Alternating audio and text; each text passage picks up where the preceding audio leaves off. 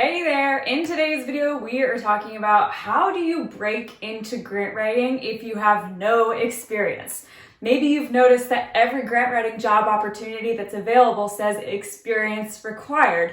And you're thinking, yeah, great, but how do I get the experience? It's the most classic chicken and egg dilemma there ever was, right? So in this video, we're going to be breaking down the specific methodology that we teach in the Grant Writing Unicorn Method, hence our mascot here to help us out, so that you can break into this without having any experience. All right, let's hit it.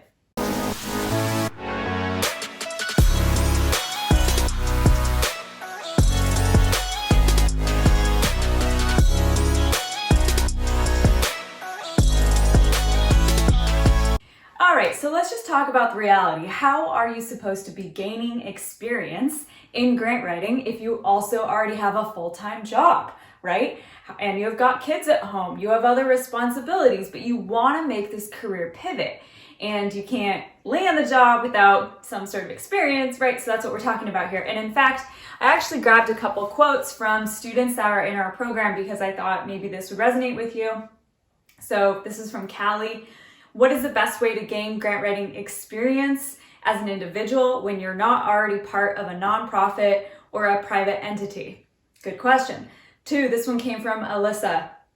Would you encourage someone with no grant writing experience to start a consulting business immediately? Or should they first volunteer and work with an existing organization to gain experience? Boom. So let's talk about it. First of all, we do not believe in volunteering as a grant writer if you're trying to get into this as a career. That's a whole separate video. I'll talk about that one later. I can link it next. But for right now, I just want you to know the method that we teach is use informational interviews as your foot in the door. So here's how it works. You approach an organization that you're interested in and you have an interview. You have a conversation where you're super curious. It's 90% listening, 10% asking questions, and you're there to say, hey, I'm thinking about getting into grant writing in this industry. Let's say for environmental nonprofits.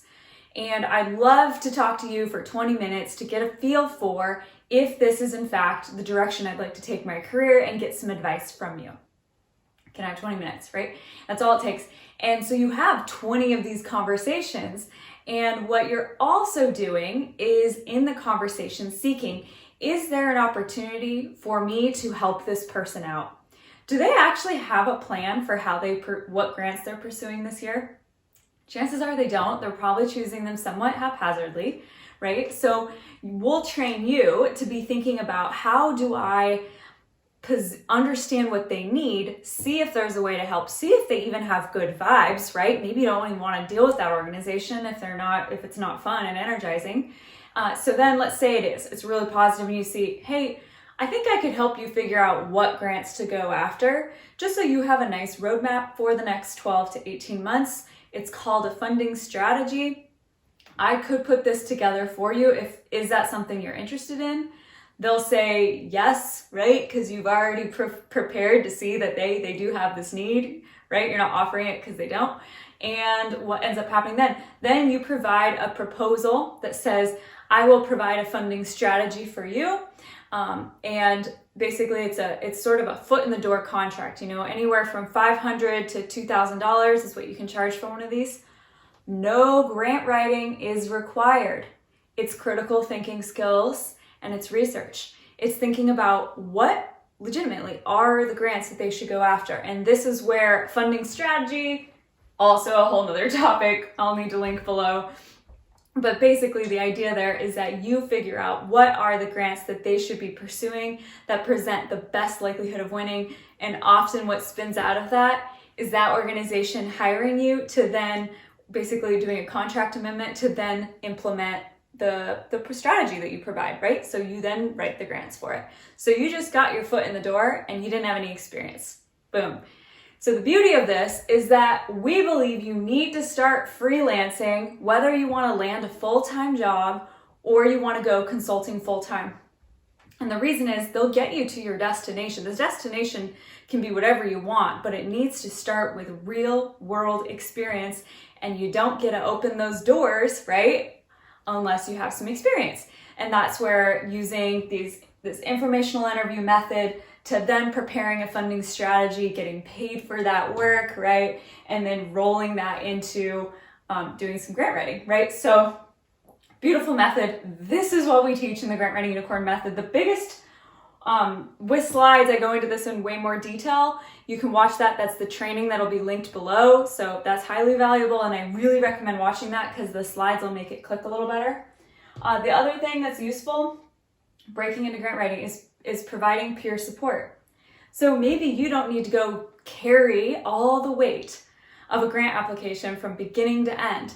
Find someone else that's doing grant writing and say, hey, I would like to support you with this application. Can I be your peer reviewer? Can I do some narrative editing for you, right? Can I quality control check your application and make sure you didn't miss anything, right? So when you can support someone else's application, play a support role, you can still totally reference that as projects that you've supported.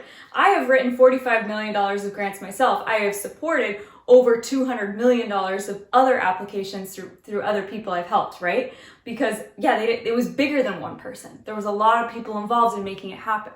So you can use that as a way to also kind of ride in on someone's coattails, do some work, gain some experience, but it's not all on your shoulders. So that strategy works well. And then it's the 20% rule. So here's how this works. We're huge on you knowing how competitive is this grant that we're going after. And our rule of thumb is that you should not pursue a grant that you have less than a 20% chance of winning. How do you calculate that? You divide the total number of applicants by the number that were awarded in the previous year or the previous cycle. And that answer is your likelihood of success. Now, how do you figure out how many applicants were there? It's not like that's advertised online, right? Very rarely. So that's when you would shoot out an email to a funder and say, hey, quick check here. Just wanted to confirm, how many applicants did you receive last year? I'm trying to understand how competitive your program is. Because there is no sense in going after a grant that gives you a 2% chance of success, because you're probably not going to win that, and then that doesn't help you break into grant writing. I mean, yes, you're getting some experience, but you're not winning, right? So it's better to be focusing on those grants with good odds as you build up your portfolio. So I hope that you found that helpful. This is kind of the quick overview, the quick and dirty version of how to break into grant writing without having any experience. Definitely go watch out the full-blown training that I'm going to be linking below, because that will describe particularly method number 1 a lot more. And drop in the comments any questions you might have, and that's it.